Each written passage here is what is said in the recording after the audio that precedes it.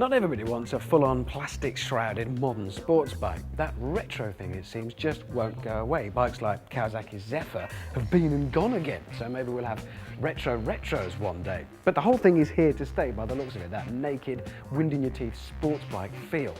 But they're not cheap if you want a new one. And if you want a taste of real authenticity for about $2.5 grand, you can buy the real thing. Come with me. And if we go back to the 70s, Right.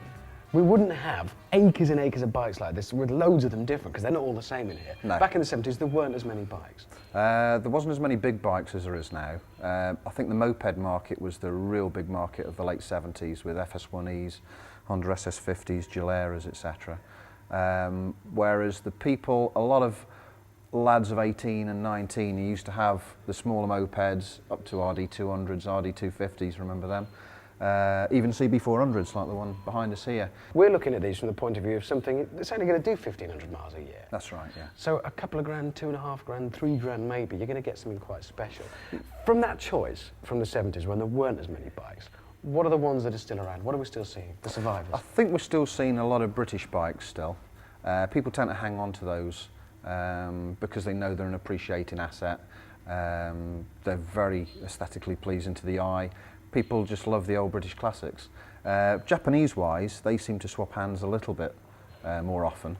But the bikes that are still around in this day and age are things like your GT750, as we got there, your CB400, your Z1000s. They're all very, very popular. The whole retro bike thing doesn't seem to be going away. Do you think there's going to be a fashion revival for the genuine article? I think basically we've seen a revival for the new retro bike in the ZRX 1100 Kawasaki, the Phaser to a certain extent. Yamaha are bringing out this year a 1000 Phaser.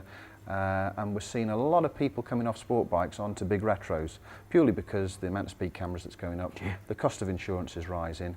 They don't want to give up motorcycling, they enjoy motorcycling. And I think off the back of that, yes, we're sooner or later going to see people wanting and getting interested in the thing that started it all, the proper old retro.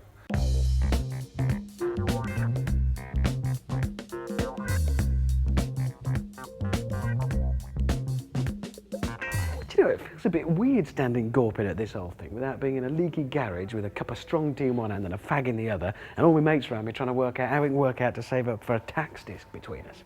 Still, glory days of old, but there is a chance now to relive those glory days of old because they've kindly said we're going to have a blast, not on the kettle, but on this Suzuki GS850. We're going to brave the elements and have a blast from the past. I just need to get kitted up.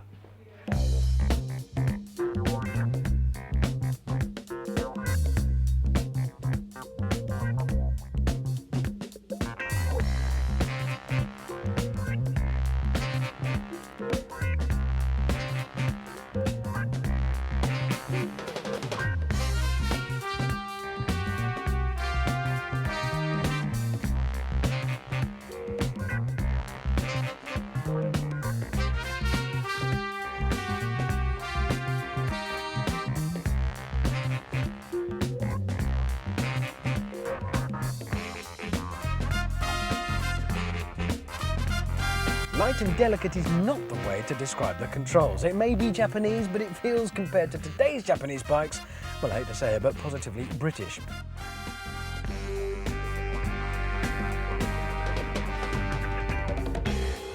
It's clunky, chunky, rough and ready. Think of it as a two-wheeled tractor. Now, maybe that's a little harsh. It probably weighs as much. It wasn't a dry day, and these bikes were never particularly good handling-wise, even if it were dry. Ultimately though, owning a bike like this is never going to be about out-and-out performance. It's about the whole feel and, above all, the style. Back to the 70s. Swagger a bit. Right, I'm off for a pint.